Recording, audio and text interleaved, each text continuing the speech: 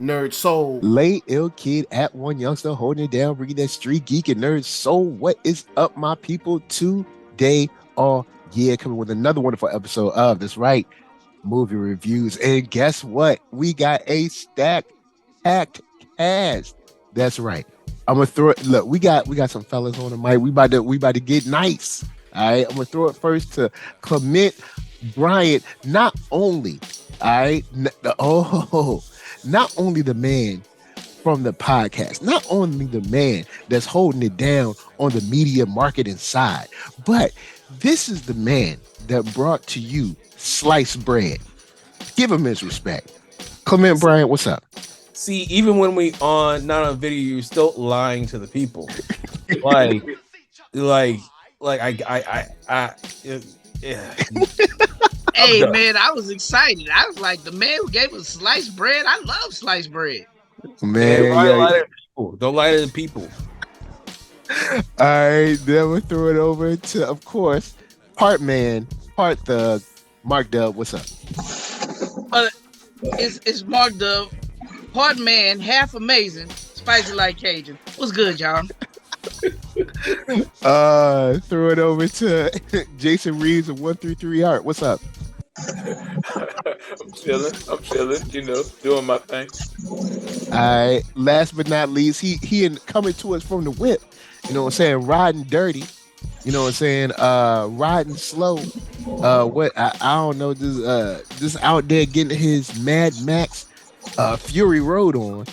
I give to you, Coop of Blurtish.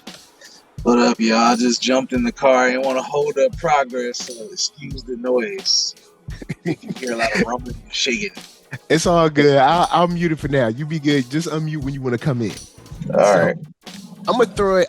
You know what? I'm gonna throw to Mr. Bryant first, because Mr. Bryant, I know he's got some positivity, and I will say that this is a movie. Oh, before we start, I forgot. Before we start, this is full spoilers. You've seen it in the title, but just again, full spoilers. We're gonna talk about this like you've seen it. We don't want to hear nothing. Don't you come here? Y'all told me something. No, all right. It's full spoilers. Now, back to Mr. Bryant. All right, this movie has been seemingly getting some hateration. All right, tell us first thoughts when they roll them credits. How you feeling about this movie? I thought it was fun. It's one of those movies that's gonna be very divisive across, from critics to fans. But is it gonna be the best movie ever made? No. Is it gonna be anywhere towards Endgame? No. But for what it was, I had fun with it. And I enjoyed a lot of what Peyton Reed and the team did in the movie. Some of the stuff, tonally, the movie was all over the place. I can't get away from that because it is totally all over the place. But that said, I had fun with it. I think if you go in expecting another Ant-Man movie, you'll be satisfied. But I think people kind of got in their heads because, we get Kang the Conqueror and they're doing more of a sci-fi thing with this than they've done with any other Ant-Man movie, that some of those expectations kind of got, very high. But if you go in expecting just a regular Ant-Man movie, you're going to have a good time. All right, that's what's up. Okay. All right, Mark Dub, how are you feeling? The credits went up. Where you at? Okay, so when the credits went up, I came front. I was like, dang. I'm whelmed. I'm very whelmed. I wasn't underwhelmed. I wasn't overwhelmed. I was just whelmed. I don't know. I thought Jonathan Majors was major. He was a major Jonathan. He was major. As Kang. I thought he was dope. But then I thought everything else. Okay, so when I first saw the first trailer, I told Coop, I was like, Coop, Marvel gonna have to do better. They got to do something to move me to go want to see Ant-Man 3. And then they put out their second trailer with a lot of Kang, and I was like, okay, they got me. I'm in. I'm in. And I was not disappointed by Kang at all. But story-wise, I just it had moments that were funny to me. MODOK was surprisingly satisfying. I didn't think I was gonna like MODOK that much. And I thought he was a little gross when they flipped the they flipped his screen up. I was like, oh wow, I wasn't ready for that, but it was kind of cool. You know what? Initially, I didn't think it was that great. I'm recanting some of my earlier statements, Coop. Okay. I think Jonathan Majors was major. I like Kang. So he's recanting. He's just whelmed, but he's recanting some stuff. All right, Jason, what's up? What's up, man? How you feeling? I enjoyed the hell out of it personally. You know, you 50% there with me with flying people and super strong people, but when you go as far as to create something where the superheroes be superheroing, I'm with it. Like I said online, I'm telling my grandkids this the Fantastic Four, because if they got another Fantastic Four movie, I don't want it. Like this was, I enjoyed it. It was a nice ride. Was it to preface, was it perfect? I guess not. I mean, what is though? Yeah, what movie is? Yeah, I had a good time. I love it when superheroes say, "Yo, let's stop this bad guy. Let's go." That's what I want more than anything from superhero movies.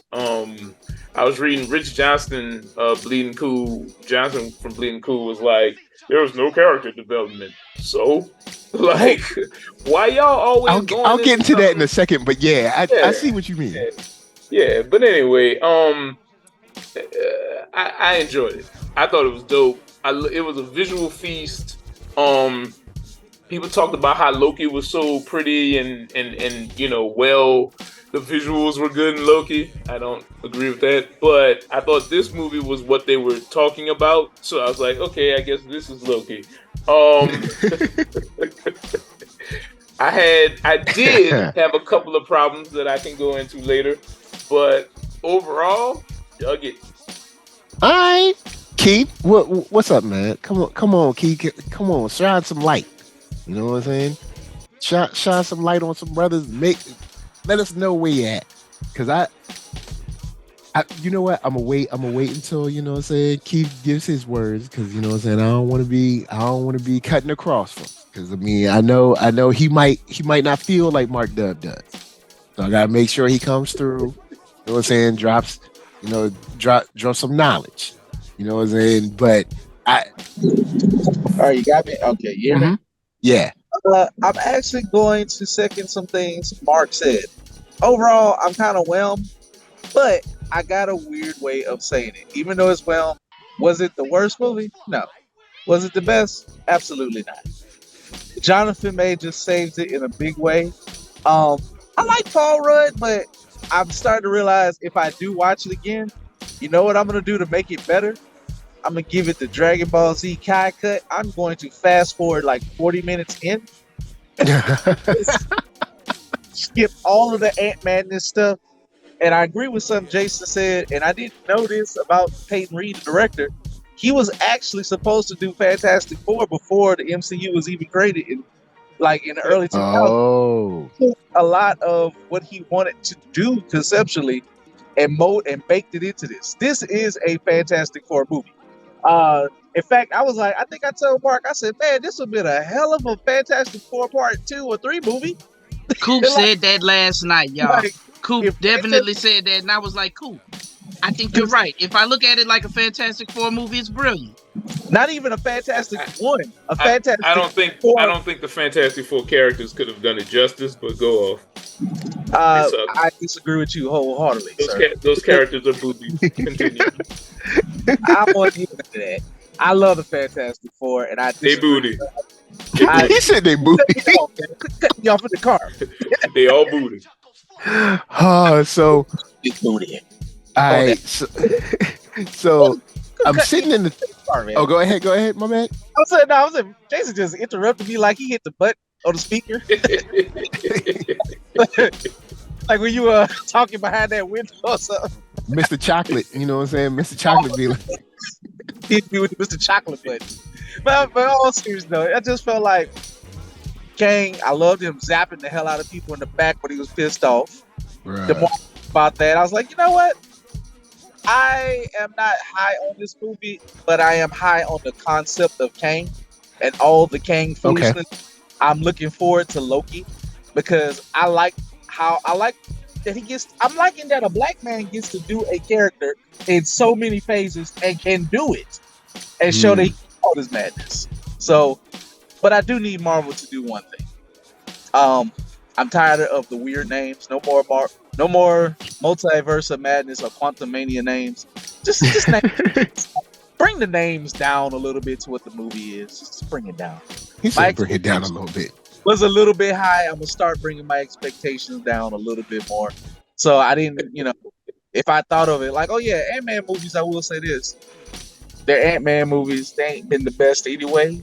So it's like, oh yeah, totally forgot. And I'll get other characters because I agree with what some other reviewers said about Wasp and the daughter. I'm just gonna say this real quick, and y'all can discuss. We can just cut Wasp and her daughter out of it. I don't care. It's cold. Well, all right. Look, all right. So my initial thoughts. We finished the joint, and I was like, you know what? Finally, I finally feel like we're connecting something. I finally remember, Jason. This is your time to shine, baby. We here. Jason was like, they made up Multiverse Saga. They just made it up out of nowhere because this stuff. And you are right. The whole all of Phase 4 was some disjointed mess where it was a handful of good here and some crap there and some pointless meandering here and whatever there. But this movie actually seems like you have a plan. The only thing is, this movie and Loki should have started Phase 4. I'm looking at this movie, I'm like, oh, okay, it seems like y'all know what y'all want to do now. Like, oh, okay. It seems like y'all are tying things. This should have started because y'all like, this is the multiverse saga. Well, your first phase in the multiverse saga had almost no conversations about multiverses. If you take out 2 projects, I think when we did the big Marvel Phase 4, I think if you take out 2 projects, there's like almost no conversation about a multiverse, like 2 or 3 projects. But the rest of it, like tons of stuff where they don't even mention other universes, other timelines.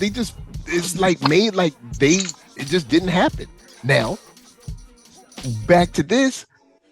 That's what made me happy is I feel like, okay, cool. Now I think y'all know where y'all want to go. Great. Now let's forge ahead into the multiverse saga. Because Phase 4 was like, it looked like one of those like team rebuilding years where it's like y'all got a couple picks, like a good veteran, y'all kind of playing all right. Y'all get knocked out and like y'all are just outside of playoffs. Y'all okay. As a Lakers fan, I completely understand that analogy, man. Like it happens. All right, you can't be winning. Like Michael Jordan missed the playoffs a few times. You know what I'm saying? It happens. It happens. He had his gambling issues. Excuse me, he had to take time off. That's a theory. But he had some issues. But this, as far as the movie, I'm gonna throw it to Jason after I make the statement. I was watching a movie and I was waiting for the movie to get bad, and here's why: because almost every critic that I've heard from or seen or read from has said how bad this movie is, how horrible this movie is. So I'm sitting there watching, waiting for the movie to get bad. Now, on the flip side, we talked about Fantastic Four, and the one that Josh Trank made. Honestly, if you cut that movie off like 30 minutes in, you're like, hey man, I don't know what's wrong with this movie. What's the big deal? But then, after about 30 minutes, like the second they go to space or the quantum realm or wherever they go in that movie, once they come back, it gets bad. But anyway, we talk about Ant-Man. In this, I'm like, where's all the hate? This seems cool. And I mean, we're gonna get into the characters and stuff later, but Jason said he has a theory. So Jason, drop some knowledge on it.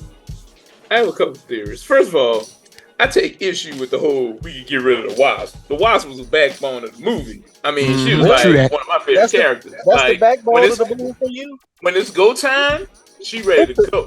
Well, no, You know hold what up, I'm saying? hold up, She real quick, can go. She Hold up. can go. You're right. She can go real off quick, the street. Jason. Go Before you away. go any further, Marvel, what was you doing with the Wasp hair? The Like, wig. That's that one thing. wig That's where I in was the gonna say end. that need Y'all go should be- time. Busted rap Is y'all going to Tyler Perry for wigs? What is going must on? be terrible. Trash. It's like, what are they doing to this woman? But anyway, my bad. Go on with That your was the theory. Shamar Moore that was- of hair pieces. That That was was not the Shamar worst. Moore's bad hair piece and It Tyler was Perry's yeah, bitch. That was not the worst wig in the movie. There was a worse wig on the second Stinger. It was terrible, Frederick Douglass wig, and I take issue True with that. y'all They not had to do. going They off had to on do him like first. that. We gonna It talk was about pretty that. bad. He ain't had to let them do him like that. It was look, they both bad. They both terrible, but I think I that don't know one was voice. Yo, I don't know, man, oh girl looked like she they put a had that dead rap. possum on her head, son. I'm just saying But- she looked like she had that rap when women are women wrap their head and used to do it and hers just busted apart and that's what she went with. Mm. I mean, I guess I would have to hear what a woman said about that particular hairstyle, but whatever. But what's up with the theories? Don't be knowing. But I think the Wasp was one of my favorite characters because again, she down to superhero.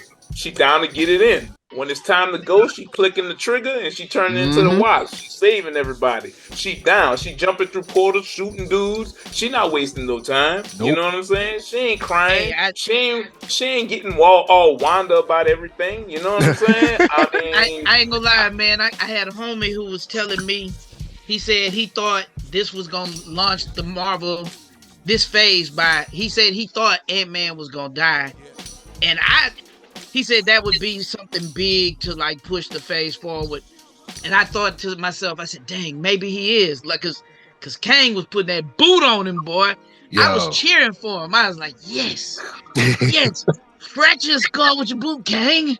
I don't know why. I like Paul Rudd, but I like seeing him get beat for some reason. There was something wrong with me. and my thing about him getting beat though, again, he Paul Thug too, because he knew he couldn't win, but he was like, "You ain't about to mess with my daughter." I was like, "Go ahead, Paul Rudd, do what you do." Know what? You know what I'm saying? Take that beating. I say absolutely the same thing. I'll give you I that. would be the I'll give same you way. that. He was heroic for that one. He was heroic the entire movie. It was go time for these folks. That's like, why I Kang, loved it so. I am Kang the Conqueror. You talk to ants. It was go time, but And then there go my boy Mike Douglas, aka Yellowstone style, coming in with the old white man. Not Yellowstone style. Like, yo, I'll say this. play with me. I like I'm saying Michael. Costner got the horses. You know what I'm saying? Mike Douglas got the ants. I did like Michael Douglas in this though because it's just Michael Douglas and he's always in a perturbed mood. He's always perturbed. And I can't blame him. We'll get to that. I guess I'm gonna let Mike continue. Yeah, but Jason, go on and drop your theory. I wanted the theory. So there's theory number one. You got a black main villain going on, so you know that's not dope for a lot of Marvel fans. You know, whether they liberal or not. You know what I'm saying? A lot of times, you know, they don't even be knowing that be the problem, but that be the problem. True that. Also, I think again, people are expecting these weird little dissertations about pathos from Marvel. There was no character development and all this ridiculous, you know, It's the whatever. third movie. What character development? That's what I'm know saying. these people. Where they Let's supposed go. to go? Where they supposed to go? We're finally in a movie. This is the third one. We're finally in a position where we can just make a movie and let them go, and we don't have to learn anything because we know these people. It was spent hilarious. approximately 4 hours knowing who these people are. Right. I was reading more than 4 hours. I was reading. Oh yeah, because Ant-Man was in other movies.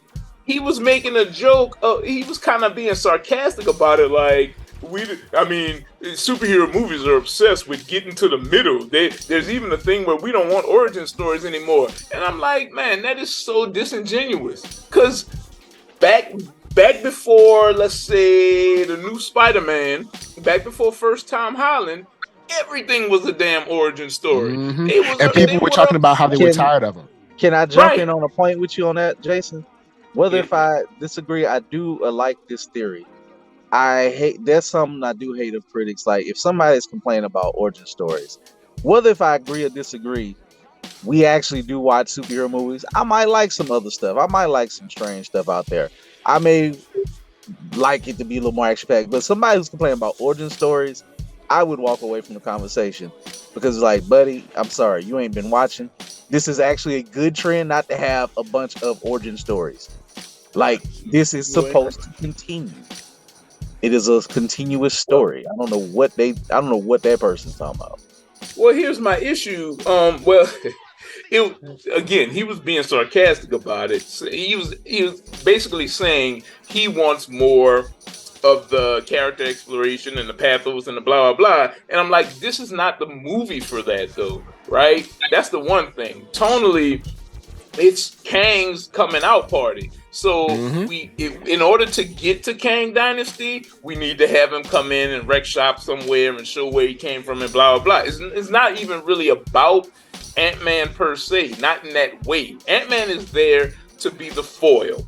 The Ant-Man family is there to be the foil. We're not exploring their characters necessarily. We're exploring the story of how they, curtail Kang for the first time and how Kang gets into the Marvel Universe. So I just think it's such a disingenuous take on why this movie has no pathos.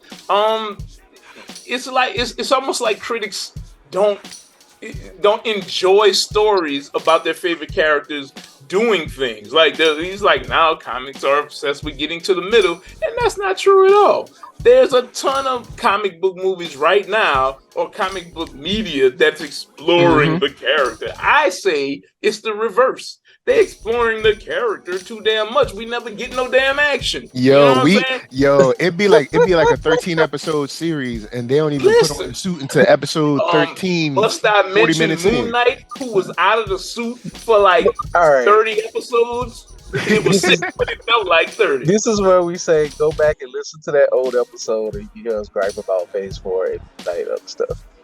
But all right, so I got a question for Clement right now. And then after Clement, everybody else chime in. All right, Clement, I'm watching this movie. And, Peyton Reed's doing his thing. He's directing, getting his shoot on and all that, getting the angles, people, getting their good side. And I was thinking, I know this is PG-13, but man, Kang will really be good in rated R. Would he? Jesus. Man, because when MODOK went to speak, and he was like, did I tell you to talk? Like, I was like, oh, we need a rated R on this. Because this is my type of villain. Because he's like, he's not loud, but he's crazy, but like he's not crazy. Like you can't read him. He doesn't have to be. He doesn't have to because a villain like that is like he knows that he is mostly all powerful. He's mostly all seeing because of the way that he sees time. So he's like, why should I have to worry about you or why have to raise my voice for anything when I know I can kind of decimate you with my hand or thought? It's like that's what kind of villain that we need. Yeah, because I was impressed when MODOK, when he was like, first thing, don't you cut me off, boy? Lost your mind? And then when he was hurting Cassie up, I was like, we need a rated R on this. I was like, I know Cassie, she's still sort of a kid, and I know the Hollywood thing about kids, so she's definitely not in danger. But I'm just saying, like, this is the kind of villain where I'm like, he is about to get real. Like, I mean, I know we had Thanos, but at the same time, Thanos was like, look, I'm doing this this is for y'all. You know what I'm saying? I'm trying to help y'all out because there's too many mouths to feed. Kang is just like, look, I'm doing this because I feel like it. Yeah. I like Jonathan Majors in the role. I felt like if there was going to be anyone to portray Kang the way that Kang needs to be portrayed, it's Jonathan Majors, because he's very versatile. Like, you know, I'm gonna skip ahead to the post credit scene, but the post credit scene. No, go ahead. We had Immortus, we had Ramatut, we had like all of the versions of Kang that we all know. And when I saw that, I was like, oh, okay, now it makes sense why they cast it, because you see in those maybe like minute and a half of that post credit scene, you see how versatile that he is being. So like I thought he bought it, and like I would like to see a rated R Kang,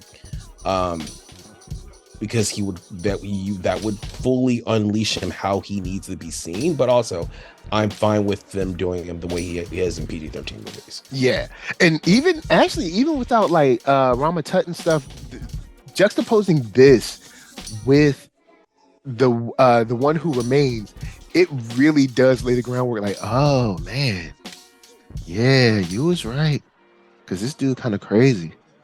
Yeah, you won't lie. And even he killed it in that role, because he seemed like this wild, crazy, you know, eccentric guy, until Sylvie was going too far. He was like, hold up. All right. You know what I'm saying? Murderer, hypocrite. You're like, don't come up in here you gonna try to tell me something.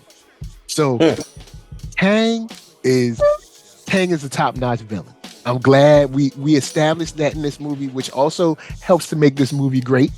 We established a good villain. Jason, you know what I'm saying, Mark Dell, whoever. How y'all feeling about just Kang, you know what I'm saying, just kicking butt all throughout? Glad for it. It's wonderful. It's wonderful. Yeah, I don't see. Here's where we diverge, fellas. Here's where I gotta be. Lord. Love Jonathan Majors. That's my man. You know what I'm saying? About to go beat up Creed. I'm ready for that. I will say, I think Jonathan Majors is solid as a person, as an actor, as a force to be reckoned with. I don't know about this Kang dude that much, though. What? Kang got beat up by the Ant-Man family, so I don't know if he gonna handle the Avengers. Bruh, it took like them and a whole army and like a million ants. I'll be honest though. Yeah, I actually am agreeing with Jason a little bit. Okay. He got took out by ants. Coop said the same thing. He said, yo, Kang is supposed to be the next big bad, and he got beat by a bunch of ants. I was like, they were giant freaking... Now, hold on. Before we say get beat up by a bunch of ants, when we saw those ants come over that hill, all I could think of is when you watch Animal Planet and you see how they swarm a scorpion, and when you like, man, ants are so little. No, that's terrifying. Right. Can I just say this? Thanos never is all I'm saying. I still don't care. They were ants, man. They were just giant ants, and it's like it felt like Power Rangery or but also the ants didn't take him out. Like what took him out was Ant-Man taking those Pym disc and then putting them inside his disc or whatever. I forget. Oh yeah, inside the time orb or whatever. Yeah. So like and Evangeline Lilly with her bad wig shooting him with her stingers. Right. So it wasn't the for her man, might I add. You know what I'm saying? Coming through for her man. You know what I'm saying? There you go. There you go. I still don't care about this version of Wasp. I like Wasp in the comics. I do not care about this one. Oh Lord, you like comic book? I don't care. See, that's why we talking about the woman, old lady name, Evangeline Lilly. Oh yeah, we clowned that too. We clowned that before too. See, that's why she worked on the cotton gin with. That's why Eli Witness. Sound like she was back there. That's why we can't be friends all the way, because you be liking comic versions of characters. Oh my goodness, that's the whole point. Sometimes. Versions of the characters. The man who write comic books. To go have a picnic at a lynching versions of the characters. Oh my goodness gracious. I don't care. I still like the comic book version of the 80s. That's what I wrote. Them 60s comic book characters. I even liked the crazy ultimate version, Monica Chain, deadly version of Wasp. Yeah, she was fine. Yeah, she was. Fine. We agree on that. All right, so we agree on. See, we agree on that. Togetherness. don't agree on the old racist Wasp. But anyway, wow. so I don't know about this. I don't like 60s comics characters. Fantastic Four, the Wasp, Hank Pym, all them, throw them out. Anyway. All right, let me see if I can get some through lines, some agreement on the because we got some dads on the panel. All right. I know this is done for comedy, and I'm gonna talk about the comedy in the movie a little later, but there was a level of disrespect from Cassie before we went to the quantum realm where I was like, hold up now. The whole reason you can talk to me at all right now is because of me. All right? So don't you even come across. You done lost your mind. You done, girl. Don't look. Hey, I'm just saying. Don't. Nah, Keith. Nah. No, the you know what disrespect was real. The disrespect was too much. I could not take it. How culturally? Who you talking about? She was sitting at the dinner table just getting. I was like, you done lost your mind. I'm just gonna be honest with you. Again, this is why I say on my rewatch, when I do rewatch it, I'm gonna skip all that garbage. I don't care about the Ant family. I don't care about them and a weak family dynamic. It did nothing. Oh, that's cold. I'm throwing it all out. That part. But you don't sit through Fantastic Four throwing pies in each other's faces or whatever. Okay. Hey man, first Marvel family. It worked. It's an actual family. First garbage family. Well, they garbage, but they still a family. They're terrible. They're terrible. Okay. They still a family. Hey, I'm not buying it with the Ant family. Just don't care. Ant family is more of a modern family, more of a modern take on a family. I'm going with the Ant take. Oh, they all take that take. The other than Hank and Michelle Pfeiffer, throw the rest of that away. Oh, that's cold. All right, so Clement, shine some light on Cassie. Give me a reason to say that, hey, Cassie, you know what? I won't smack you in the mouth for what you just said. Go on, drop some out. I ain't saying it's not that bad, but bruh, come on. She was disrespectful up in there. I mean, she was disrespectful. I'm trying to find the word because, like, for me, rebellious, but like for me, Cassie was the weak point in the movie. Like, I liked the performance, but there wasn't like much substance there. It felt like to me just teenager rebelling for the fact because she's a teenager and because we need it for the plot, right? It didn't feel like it was purposeful. Teenage dirtbag. That said, angst. If we're taking her and putting her in the Young Avengers, she needs to be able to stand on her own with her personality and can't get like swallowed up by others, especially putting her against, Kate Bishop, Patriot. Even can I ask something? I'm glad the Young Avengers got to stand on their own. They're the Young Avengers. Gotcha. I was just about to say about this. I want to ask a question about Young Avengers. Are we sold on the idea of the Young Avengers? Because I got a theory, like Jason. I don't think we get I don't think. Just hear me out, man. I know you don't like the comics or whatever and all that. I did like what I said. I said I don't like the racist parts of the comics characters. Fair enough. I don't think we're going to get the Patriot. I don't think Patriot is going to be a part of the Young Avengers. Because there are iterations where he's the like how they do with black characters in more than just Marvel, DC, or whatever, where characters quit or they got problems or they got drug addiction. He kind of fell into that trope where he had to quit being Patriot, or he didn't get his powers until his grandpa gave him a blood transfusion. But then eventually he wound up not being a part of the team for whatever reason or something anyway. So I just don't see Patriot materializing into this. Do you think they're going to go through with the Young Avengers? But eventually we do got to get younger actors within the Avenger family. How do y'all feel about that? Can I guess. Take this? Sure. Yeah, go on, Jason. Go on. The Young Avengers are only an option right now. Disney is losing $1.5 billion like every quarter. So Chapek done messed it up, son. Well, it's turning around. It's turning around. Straight up optional right now. I think. Fair enough. if we ever see them quote unquote team up, it's gonna be just like an Endgame where where they did that A-Force homage thing. That's the only way I think you're gonna see. You know what? Young Avengers. I agree with you because I think they're testing it out. I don't know if they got enough time to fool around with it with this one. I think you're right. I think if they pop up in a movie, like an Avengers movie, and like they're just around. Hey, yo, Coop, you want to know why they don't have enough time to do that? Because they wasted a whole phase. Hey, man, look. Again, straight up. We talked about this. Straight up. We're talking about this. Straight up. Because they wasted a whole phase. They wasted the entire phase. I'm gonna say this to what they wasted. What you said earlier, Mike. 52% of a phase.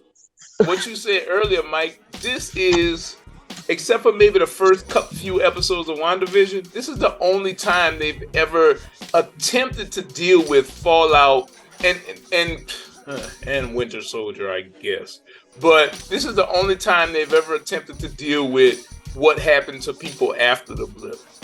Every other thing was like face value. They actually had a conversation about, these homeless people, they don't have homes anymore because of the blip. They lost their homes during the blip. I got to do something, blah, blah. And this is like one of the only times that they've ever even delved into something real about the blip. And I think it's tragic. I agree. They wasted an entire phase 4 should have been ramifications of the blip. That's all it should have been. And it would have been amazing too. And then you got these kids coming together, you know what I'm saying? Because the adults, you know what I'm saying, they in disarray. Yep. That's Young Avengers time. The kids don't know enough to get into, to have military funding or whatever. They doing it out of the Cassie's mission here, what she's talking about, that's how you form the Young Avengers. You know what? I'll give you something. I'll give you some props, Jason. Because I did like the initial run of the Young Avengers, how they just kind of was doing it and running around solving stuff or whatever. That would have been kind of a cool way to form it, to put it in the background. But like, even if they weren't the main, but like, they're these young cats running around with superpowers by the midst of the blip. That would have made some sense. We already like Kamala. You know what I'm saying? We already like her. Kate Bishop, she cool with me. That's 2 people right there. We got that's Patriot, cool. Maybe. I mean, they was trying to make sure they look. You got all the brothers you gonna get. I don't know. If I had to gamble right now, $100, I would bet 100 that Patriot is not in the movie. Patriot doesn't exist, and they ain't making enough money they don't have.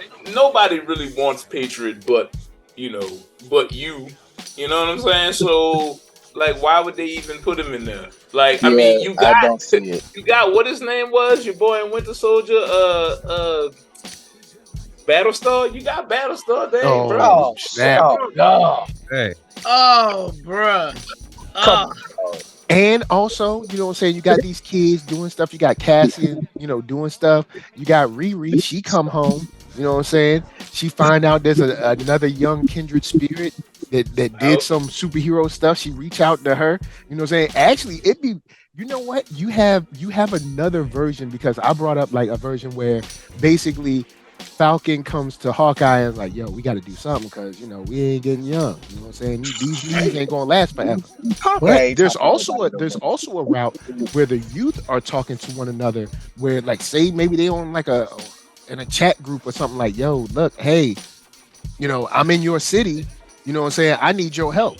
And like, they kind of just organically do it themselves. There is an option to do it like that too. They gave us in Ms. Marvel. They have this subculture of teenagers who worship the Avengers. They got Avengers Con and they cosplaying and whatever, and they want to be superheroes. That's another part to what could have been. Like, they seeded a lot of good ideas. They just didn't execute because they wanted to do, I don't know, She-Hulk. I don't know why. But whatever. Because people like it. That's why. That's why, man. All right, so I will. I have to ding Marvel real quick. I'm gonna throw this out to Clement Bryant. See where you at on this one, Clement. Marvel, and characters in general in Hollywood, you can communicate with one another, and then we can actually create real problems, not manufactured problems, because people don't speak how people really speak in real life. There's Lord. no way, no one ever said anything about what happened in the quantum realm, ever. There's no way. There's no way she ever brought up none of that stuff. Now, of course, they're gonna, she said, like, hey, it was traumatic and it was hard. I just want to forget it and stuff. But you didn't want to forget a bad weekend in Cancun. You have very important information, especially after the blip and everything. This is very important information. Open your mouth. Say, hey, look, the quantum realm, I know we want to study it, but we need to leave it alone. Let me tell you, there's this dude down there, and just leave him alone. He's evil, and he got all kinds of technology and stuff, and the dude is a killer. Then we'd be like, all right, cool, we ain't messing with the quantum realm. We're just going to leave him right there. But no. I don't know if I agree with you on that one, Mike. Yeah, because I think I hate playing the pronoun game where it's like, oh, he, who is he? That's not how we talk to people. But also, there's no way you don't bring up this stuff. And you can write a situation where somebody tells someone something and they can still have another issue happen to them. I hate the pronoun thing. I hate it. I agree. He's over there. Well, who is That's he? why I can fast forward through the first 40 minutes. And also, wait, but y'all not counting human nature, bro. Like, there are people in this world, especially when you add PTSD to a situation, that don't talk about things. I got a homeboy who is a vet. He's been in theater twice. He does not talk about it. That's like the same thing. He will not. Okay, I will give you that. And he gonna bounce. He gonna deflect whatever you asking him about. He's not gonna be specific. He's not gonna mention certain things. I have a mother who has PTSD from her life. She don't talk about nothing in her past. People do that, and that part kind of rung true to me. Like, that was so traumatic for her that she was not talking about it. And I'll say this. I will give you that, because I do know some people. I have a lot of servicemen in my family, so I will give you that. It's just, you're actually with people that can do something. You hang with people that beat Thanos. Like, these are people they can do something. That doesn't matter. But you think it's over though, right? Like, she really thought, like, who else could access the quantum realm but her family, right? So True. She All never right, I'll give you that. And she didn't know that you could map it and pull things in and out. She didn't really know how that worked. So, I mean, she was a scientist. She knew that you could potentially get out and whatnot, but she didn't know, like, it could get that real. She thought that part of her life was over. Oh, seriously. Okay. All right, I'll retract that one. It's a foolish thing to think. I agree with that part of it, but it's not that a human being wouldn't think that, though, especially when you add PTSD to the mix. That's a fair enough. Okay, so all right, I'll retract. I would say another thing that probably gave her PTSD. Yeah, she kicked it with Bill Murray. There ain't no way she ain't kick it with Kang. First of all, Bill Murray was a goofy. We talked about this. Kang definitely. He laid that down. Michael Douglas hands Bill Murray. I wanted him to beat the piss out of Bill Murray. Like, hold up, bro. You crossing the line, so you're dotting on the T. I don't know, you're dotting on the I's. You messing up. About to hurt you. Like, bro, you want to talk about how you spend time with my wife down here? He was a little cavalier about how he was asking for it. He was asking for murder. Like, he was. Y'all acting like Hank didn't mess with Linda. You know what I'm saying? Yeah, but Linda was never his wife. You know what I'm saying? Linda is different. Now, I'm glad that they brought that up. I did find that funny. It's like, look, I have these too. Holla, Linda, holla. Not Linda in sales. But to Bill Murray's face, he should have. I wanted Michael Douglas to swing on him. You know what I'm saying? Just give him an overhand right real quick. You know what I'm saying? Yeah, he should have smacked him real quick. I agree. I was waiting on him to do it too, because I was like, yo, you about to get Yellowstone on him, right? Did you see that? Right? And you know, speaking about Kang, you know they lying about that. Kang definitely. They look. I was to say she didn't even mention look, man. it, but I kind of was like, Yeah, we know. I know Jonathan Majors ain't go out like that. Nah, But he ain't Falcon. I was saying, right? So he but definitely look, held it down. She got charmed by Bill Murray. Kang came super charming, super charismatic. So I'm pretty sure. First of all, she was helped build that machine. All right, so I'm just saying in between that you know what I'm saying? In between build when you got to take a rest and stuff. You know what I'm saying? And he's throwing the sob The weather story was on her about bad. being They were lost. sharing that tent. This is why I love doing this show with y'all. Listening, two things I knew Elsa's black men was going to all agree upon. Why you think he said he would spare her? Come on now. Come on. I'm saying you don't spend nobody. My life. He saw Catwoman. Yo, he was like, you saved my life and you nursed me back to health. And you know what I'm talking about. You know what I'm saying? You gave me that healing. You know what I'm saying? She still fit into the leather suit, dog. Oh man. But to the whole thing of Kang, like to the whole craziness, she saw his mind and he was like, look, I got an idea what you saw. I ain't gonna kill your people. But you gonna kill mad other people. Don't even worry about that. That's how you a good villain. Yeah, they got it. Like, don't worry about that. Of course I'm gonna kill them, but it's all good. It's a foregone conclusion. So I do want to give a shout out to. I want to give a shout out to the power of the ants because I know they came through at the end, but as someone who was a kid that used to watch Animal Planet all the time, to see them that many ants come over that I don't know, hill or ridge or whatever, I was like, yo, hold up, this is kind of terrifying. Like this is a lot of ants. This is like a unending like. Now when you see those shows where a whole bunch of ants eat like this bullfrog or something, and you're like, yo, man, this is a bullfrog. It's like, no, he can't stop it. It's impossible. It's like a million of them. They're everywhere. And they have a hive mind, which makes it even crazier. It's not like, they ain't got no beef, no nothing. They all have one goal. Like, we're taking down this frog, or we're taking down this snake or whatever. This dude was in awe of the ant empire. Yo, bro, the way they came over that joint. Look, I know they ants, but they still look. Bugs is just bugs in general. Like, all right, you know what? Let's change it. All right, let's change it. See if it's not ants. See if it was a whole bunch of spiders. Come on now. Come on, bro. Come on. I would have felt the same way. Really? I'm not mad at you about the ants. The awesome power of nature gets me every time. So I'm with it. Because when they came over, I was like, yo, it's millions of them. I was like, yo, it's too many. I'm even with the little contrived, they lived 1,000 years in one day. Yeah, that was kind of contrived, but let it slide. You're gonna let that slide. I let it slide because it's an Ant-Man movie, but I feel you. I'm with you. I'm with you. I just ain't got the bandwidth for this foolishness. I just like, okay, sure.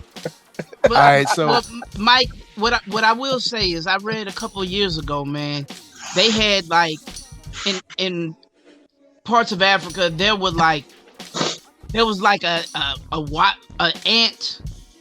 I don't even know what to call it. Like there were waves of ants sweeping over and like eating everything, eating miles of vegetation. Was that like 2018 or something? I remember. Yeah, like, it was like locusts, but with ants. Bro. And like they were, they were running over crops, running over animals, tear anything in their path. They were devouring, and they really couldn't do anything. And you know what killed them off? Weather. That was it. They were going to eat everything and destroy everything. Are you saying that's the only reason why we safe in Louisiana because of all these damn hurricanes? Mark. That's the only thing that saved y'all. The only thing that saved us. Climate change, baby. Yeah, Golden Wang said that, man. So it seems that we're all generally positive on this movie. How do you feel, or how are we feeling about the phase 5 going forward. Because we're starting phase 5, you know what I'm saying? We in here, we got our post credits with all the Kang. We got the post credit with Loki seeing Frederick Douglass Kang. You know Can what I I'm just go ahead and say this so that Jason can hit the Mr. Chocolate button on me? saying? Uh-oh. Everything I've said has been booty or been I like racist old terrorists. I'm just I actually, even though I'm not as positive as you all on this movie, I am positive on the concept because I am looking forward to Secret Invasion. I am looking forward to Loki. I know Jason don't like Loki, but I love it. I love that he terrifies Loki. I think that it just, even though I know you want your movie to Never gets terrified. I know you want to make the movie hit itself, but as far as to look, I guess to expand it across multiple things, I'm feeling it. I'm feeling the concept. I think some of the costumes post credit scene was kind of goofy looking, but I like that there's multiple. Like I like that Kang is just a crazy, weird dude, man. Like he's just like, all right, I got so much of myself, I hate myself, and I just want to see how that plays out. And, just see where that goes. And the one who remains was right. He was right. He was like, look, I'm keeping this joint tight for y'all. Like, you think I'm crazy? Look, hey, you don't know. All you hypocrites, murderers. He's just chilling in a robe with an apple or something. Like, that robe looks so comfortable. So Paul Rudd was speaking at the end of the movie. He's like, "Are we okay? Like, did I do a good thing? Like, I think I did a good thing. Like, this Kang said, y'all want to deal with me rather than what's coming, because there's a lot more of me. I'm the chill one. I'm the cool one." And he wasn't the chill or the cool one. Nah, he wasn't chill or cool.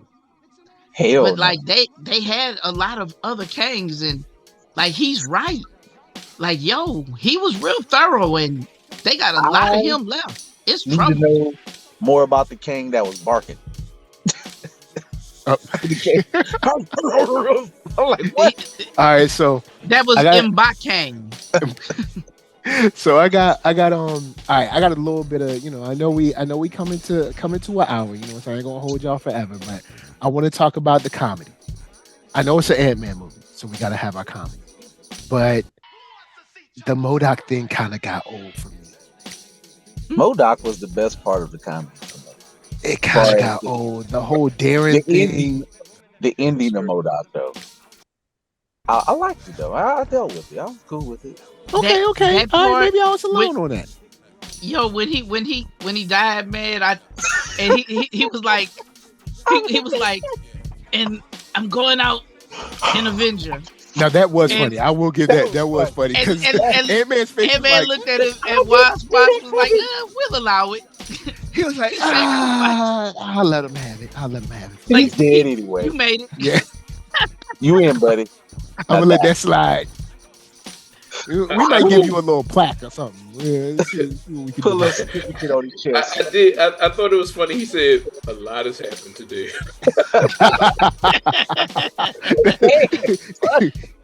I'm gonna be a downer on MODOK in general though, because I think MODOK is the stupidest thing ever conceived in this world.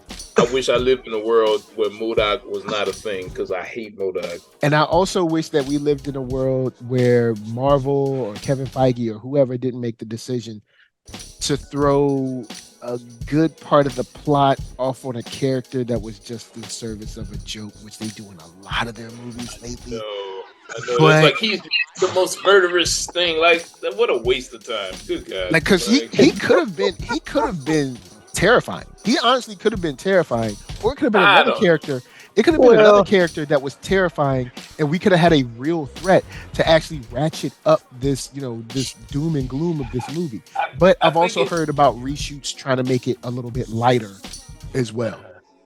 I feel like MODOK in and of itself would have never been terrifying, but they could have put another good character in there. It kind of it felt like they just kind of shoehorned him in there anyway, just so we could say, we got MODOK, kind of like in Black Widow, where they just threw Taskmaster in there for no reason. Yeah, and that's the thing. That's the thing that I hate. I'm like, we don't need you to throw characters in just for the sake of it. Because honestly, we could have met.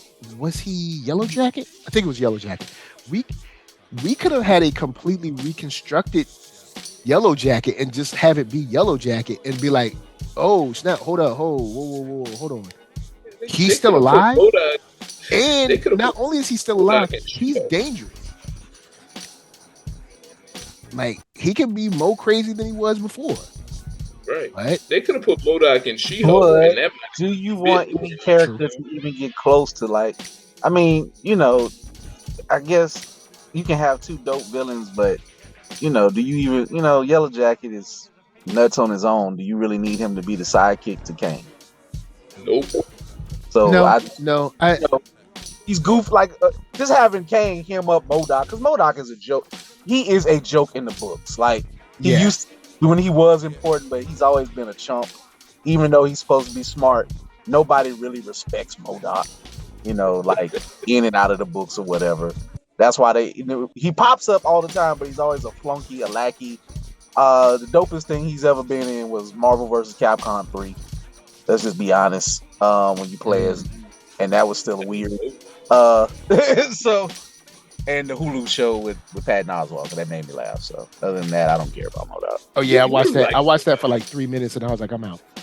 I like he like MODOK. That's what he trying to tell us. So, Jason, would you say that that you like less Doc?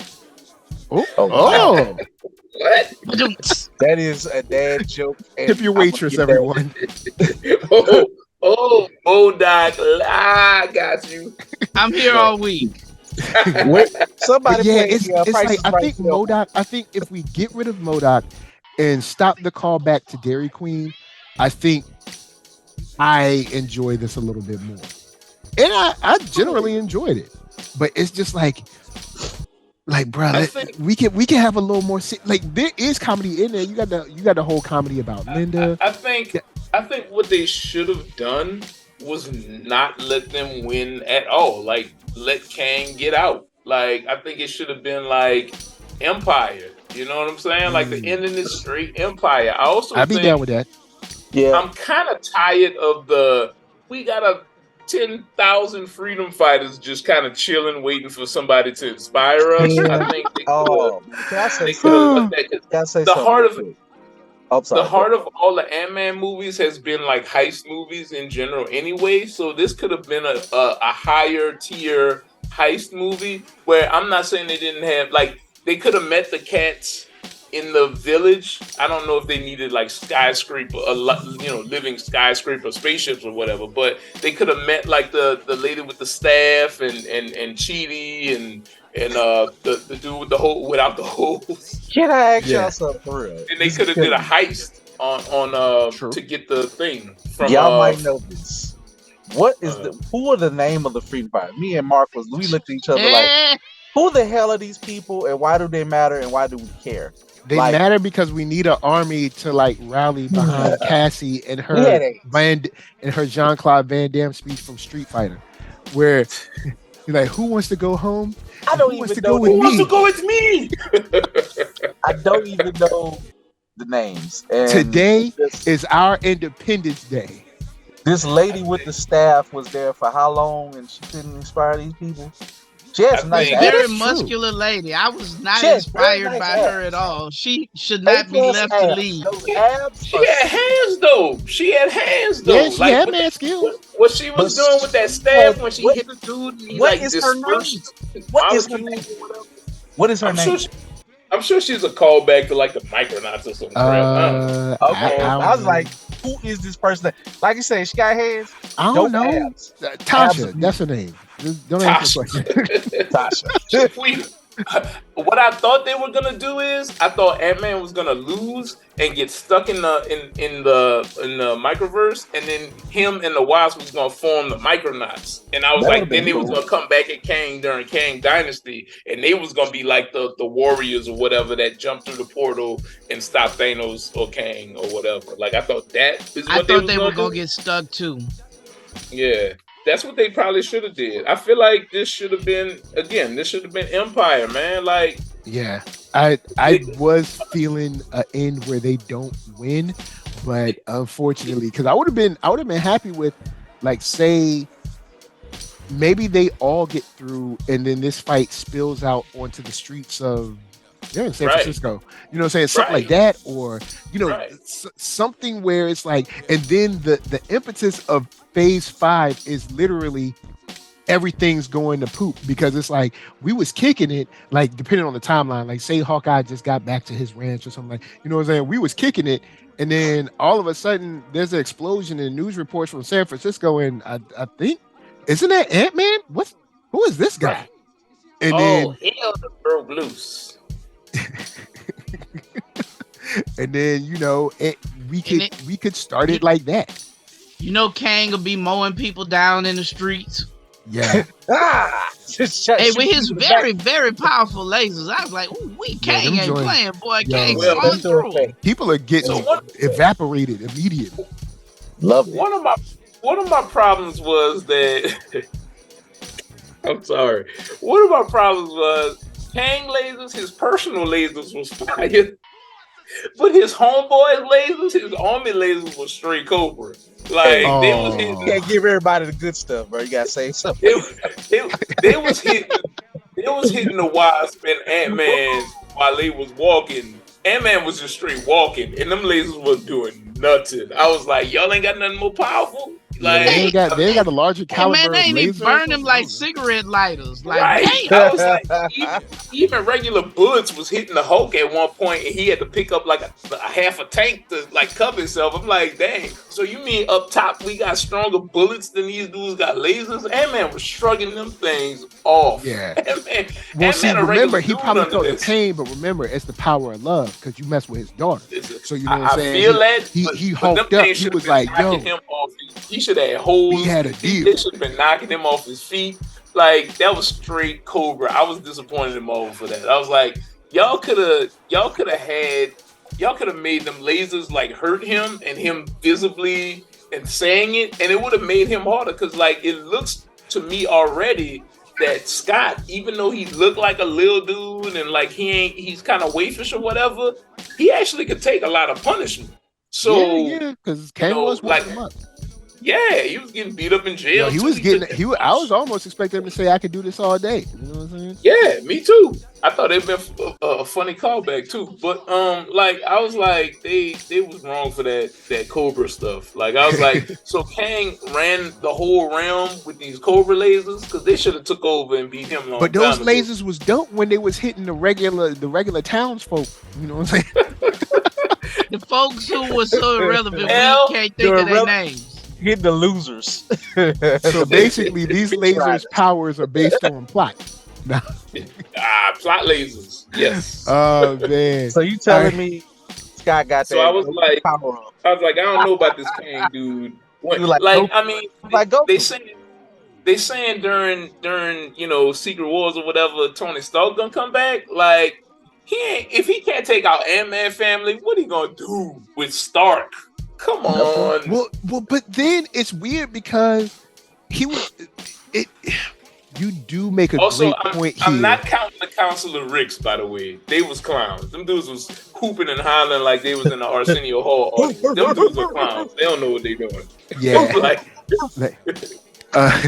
No, he didn't call them the Council of Ricks, though. All right, so I'm gonna ask, does this create a problem? I'm gonna ask Mr. Brian, does this create a problem for you as far as the strength of Kang? Now, this Kang might have been like a lesser strong Kang or something, I don't know, but this Kang mentioned killing Thor. All right, Thor. You know, the guy, he's basically a god, has a big old hammer, super duper strong. Like, he mentioned killing that dude, and then he had a knockdown, drag out fight with Ant-Man. Hold up, was Ant-Man hitting the gym like between 2 and 3 and we just ain't know it? Like, maybe he was doing a lot of push-ups or something. I don't know. I mean, but that's what I was about to say. Like in the first movie, you see like Hope actually work Scott through the ringer to kind of make sure that he is able to fight. He's using his strength. and he knows how to use his size to his. Right. Okay. So he's putting his weight behind his punches. Right. Oh, okay. He beat up So, like, he beat up the and honestly, Falcon. I think Scott took a lot more from Kang than he would have in the first or second movies. Like, he took a beating and he was still standing by the end of it. But we also don't know how Kang killed Thor. That version of Thor that he killed. So could he kill them? Was it that, they finally linked Mjolnir or Stormbreaker's life force to Thor and he broke that? We don't know. So it was Party Thor. Or maybe there was a Thor out there that was really zen and he was like against fighting and he caught him slipping. I don't know. Maybe. So for me, I still want to see I'm still looking forward to seeing what Kang does. If you're gonna give him a whole movie around Kang, that movie better come with it, So we'll see.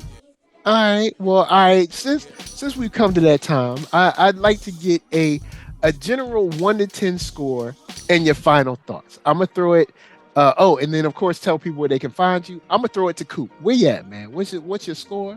Your final thoughts? Where can they find you? What's up? Okay, well, I'm gonna start where people can find me real quick.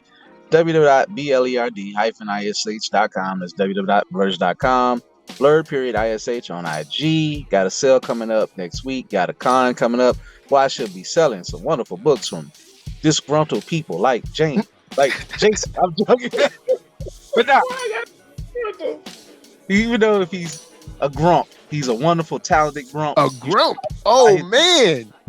Not a grump. I think he was a grump this episode. He's usually incorrigible. He was pretty mild this time. Yeah, you're right. Mild. He liked the movie. I just messing with Jay. It's the new year, man. It's the new year. Because you know how Jason be. But nah, for real. That's the homie, though. I'll be serving books like that. As far as my score, I'm going to be... if it's the college scoring, it's a passing grade, but it's not high.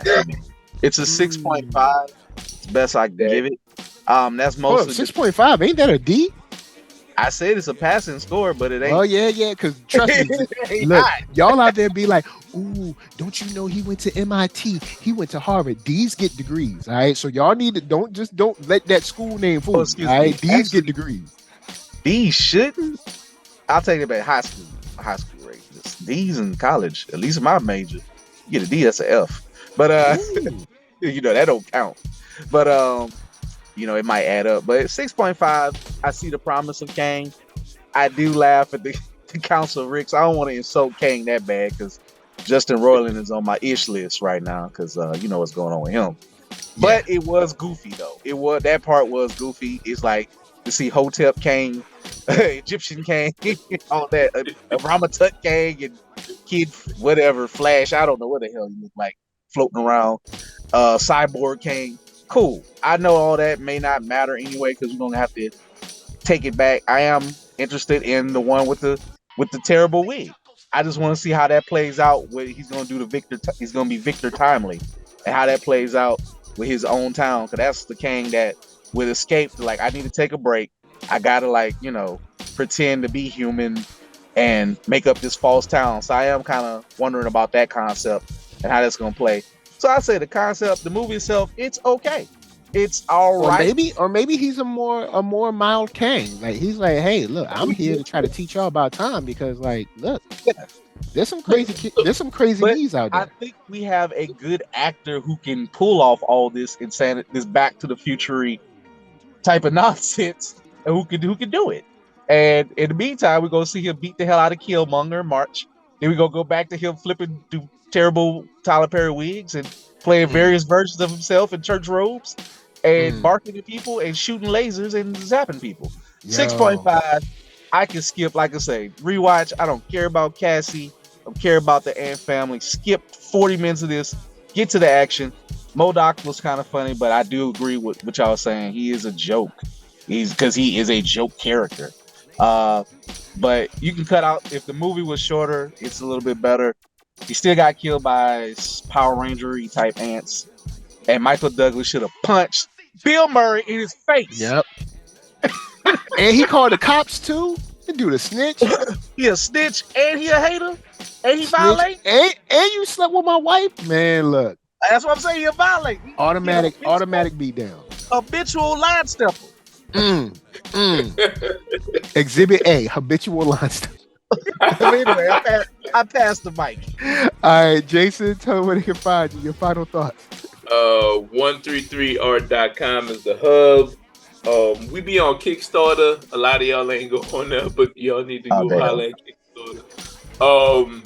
We be on there. We just finished a campaign for a season of 133 Art books, about 10 books. Successful. Once I put the pre-orders up, y'all need to go and get some of that. At 133 Art on all social media except Facebook, where we are at 133 Art Publishing. And my final rating on the movie, I give about 7.5 to 8.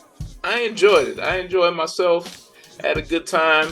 I'm always an advocate for superheroes being superheroes in their movies. Look, I don't need the pathos. As much as I love something like the Batman, you know what I'm saying? As much as I love them exploring, Gotham as a town or whatever, as a character or whatever, and Batman being angsty or Wanda or whoever being angsty, I actually prefer when superheroes say, "I'm gonna fight the bad guy," and that's all. That's what we here to do. That's my favorite. So yeah, 7.5 to 8. I love Jonathan Majors, but I don't know about these Kangs, man. They're kind of goofy. I definitely think. So the Kang that's in the last Stinger, that's an actual character from the comic books. Yes, Victor Timely. That's like his alias, where he takes a break, where he's just like, all right, I'm just gonna chill.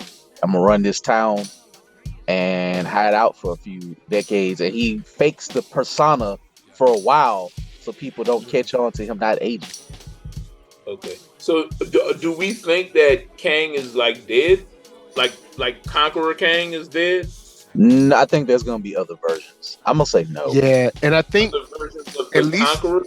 the way Quantum Realm works with time, and now that time is going crazy anyway, I think that the Kang, the Conqueror character, has already been kind of like, I guess, reborn or whatever. I just forgot. Victor Timely, the theory is, the key question is, who is Kang Prime? The Conqueror one we just saw, what be hearing some hearsay, is not Prime. Victor Timely may be the Prime. That's why he still exists. Because I was he like, looked so peaceful. I was like, is he Martin Luther King? So, and it kind of makes sense if Timely is the one that's just like, he got enough time to bounce out of his whatever and take a break and fool around in our world to be a quote-unquote human. Then that's somebody who's playing the long game. And whereas the other one got his butt kicked out of the realm by the other ones. So maybe he was loser Kang all along.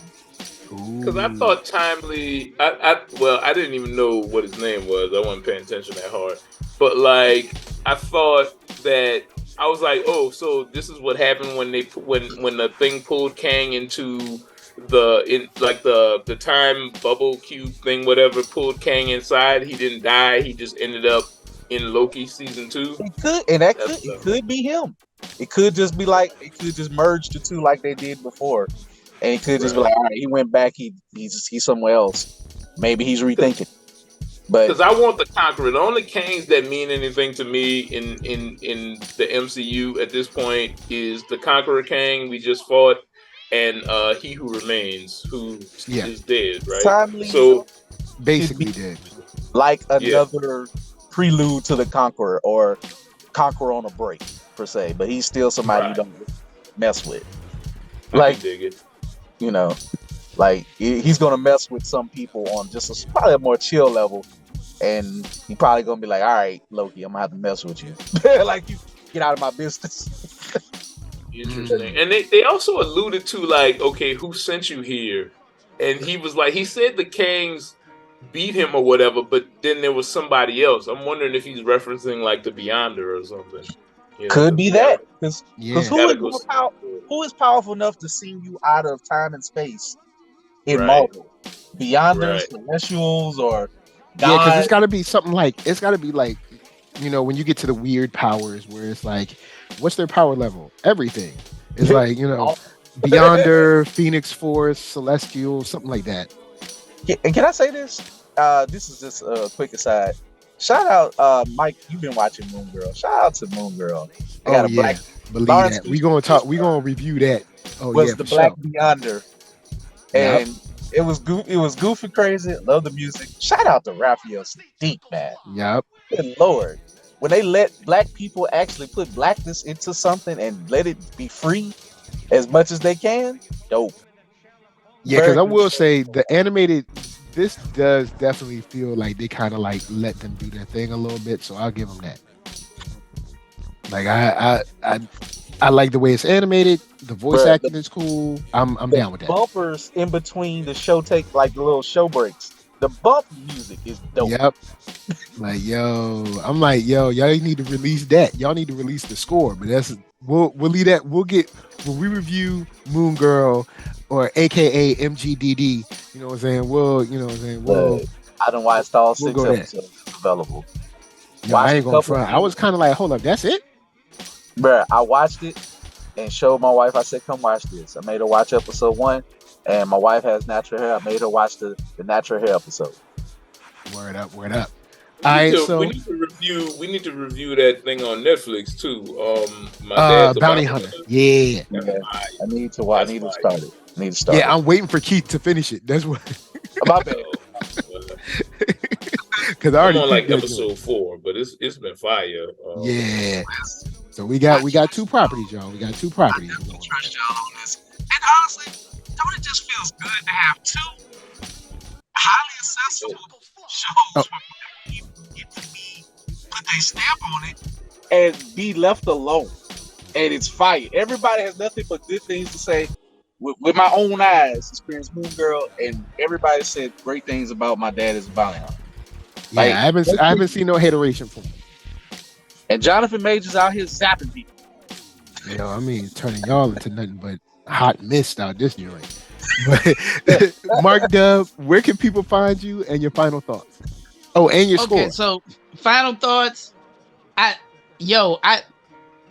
seen better Marvel movies and I gave them a 7, so I can't get us a 7, so it's got to be a 6.5. And most of that is Jonathan Majors and a little bit of MODOK for me.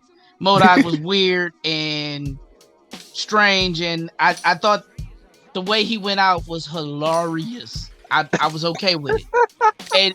And Jonathan Majors, I shout out to Kang blasting the irrelevant people. That's what I'm gonna call them, and turning them into Cheeto dust Good with job. his superpower laser beams. May I see much more of that? Like I really enjoyed him putting his heel on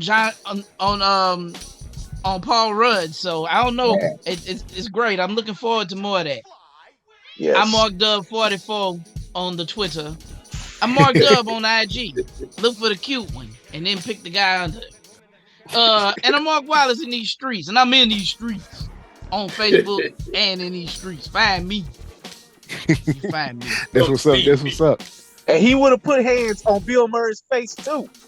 Yeah. I'd be 7 shades of Shinola out of Bill Murray. I would have been pretty cool. I would have been like, all right, man, that's enough. I would have gave him the warning. You know how you try to get a warning, be like, all right, man, cool, just cool out. Coop was like, we get what happened. Let it go. Bro, he is a habitual lie step. He got to get beat on. Because I try to be cool. I'd be like, all right, man, we get it. We understand. Let it go. Shout out to Bill Murray for being able to play Jackass. It's really good. Anyway. Well, according to Chevy Chase, it's because he is in real life. Yeah, real life. Chevy Right. Chase is one too. Well, yeah, they kind of both are. They're peas in the pod, apparently. Throw it to Mr. Bryant, the most exciting man in media. You know what I'm saying? Where can they find you? You know what I'm saying? Your final thoughts. What's your grade, man? So, final thoughts. I think it was a really fun come up for Ant-Man. I thought it was a really fun movie. Tonally, definitely, inconsistent, but I do think like this movie is a good start to Phase 5. Phase 4, as we kind of really talked about, it was like kind of all over the place. You got some bad, some good. This is good enough to start the phase. Yep. And I think Jonathan Major's performance kind of gives you a good peek about what will be coming. I give it a scale. I'll probably give it like a 7 out of 10. And then you can find me Twitter, Instagram at Clement Bryant. What up? What up? Yeah, I think I'm gonna fall about the same with everyone else. I think this is around a 7 for me, maybe like a solid C. There are things where I'm like, cool. I feel the biggest thing is I feel like we're back on track. Like I feel like, okay, cool. With now, I think y'all know where y'all want to do, where y'all want to go, what y'all want to do. Now I'm feeling more settled because I felt like my investment wasn't, being handled properly. But now I'm like, okay, cool. Now it seems like y'all got a plan. Y'all are referencing the blip. Y'all are referencing the multiverse. Y'all got Loki up in here because y'all got to sell the next season. Cool. It seems like we have a universe together. And then even with the jokiness of Ant-Man, we do get that scene at the end that Keith was talking about where he's like, hold on. So we did do good, right? But that thought should be followed up with, maybe I need to ring the alarm just in case. Maybe call everyone else in the Avengers squad. Like, all right, look, I don't want y'all to be worried, but this is what happened yesterday. Like, you know what I'm saying? It seems cool. I just want y'all to keep your eyeballs out. You know what I'm saying? Can I say something? Keep your head on a swivel just in case. You know what? You know how in some of those old vampire movies where they thought they killed Dracula and at the end he's still smiling and laughing and pop up like Freddy Krueger? That would have been dope to see where he just like, it's just like come back. Because he comes back. Like he ain't going nowhere. So now that I think about that, he might be Frederick Douglass right now. And yes, I'm gonna just call him Frederick Douglass right now. Because when I saw that, I was like, Frederick Douglass. I was like, he gonna do the Frederick Douglass? Bro, I thought I saw the glue on that wig, man. But guys, thanks for rolling through. Everyone who's listening, thank you for coming through, listening and enjoying, you know what I'm saying, the audio sounds of all of these awesome gentlemen. So, of course, until next time, which will be, I don't know what movie I'm gonna see next. I guess what comes next? Demon Slayer comes next. Demon Slayer and Creed. Demon Slayer. Does Creed come before John Wick? I don't know. But anyway. They come same day. Demon Slayer, March 3 and Creed. I'm seeing both that weekend. So, all right. So that's going to be a bigger weekend. So y'all will hear that. So Demon Slayer, we got What's going on with Demon Slayer? Demon Slayer drops on the 3rd, I think. Basically, it's going to be an hour-long special of season 3 theatrical style, and they're going to take the ending of season 2 where they fought the brother and sister demons, and it's going to lead into the opening season. So yeah, they taking it serious. Yeah, they taking it serious. So shout out to Demon Slayer Village. My body is ready. I'm so ready. So, and of course we got Fast 10 coming, you know what I'm saying? Can you still drive? You best to believe. Family, baby. You know, we family. You kidnap my son and you gonna see what's gonna happen. I'll see that on Camp Vision, as we call it. Shout out to the Camp. Y'all get the server ready. Look, I'm gonna keep it real. I was gonna stay home, but when he killed 2 helicopters, I was like, nah, bro. I'm gonna be there. What? I'm gonna be there. Come on now, come on. He took This man backed up. He did the whole thing when you look over your shoulder and backed up out of plane, slammed on 2 cars, broke them. Then the 2 helicopters tried to rope him up, and then he blew them up. Come on, man. Come on. I haven't cared since Brian already to the sunset. Whatever. Anyway, y'all. NERD, SOUL, Facebook, Instagram, Twitter, all them places, TikTok, podcast, whatever. Like, share, subscribe, support these gentlemen, Blurtish, Clement, 133 Art, all that. Until next time, or until the next achievement, or until the next Universal Incursion. Oh, slick. And we out.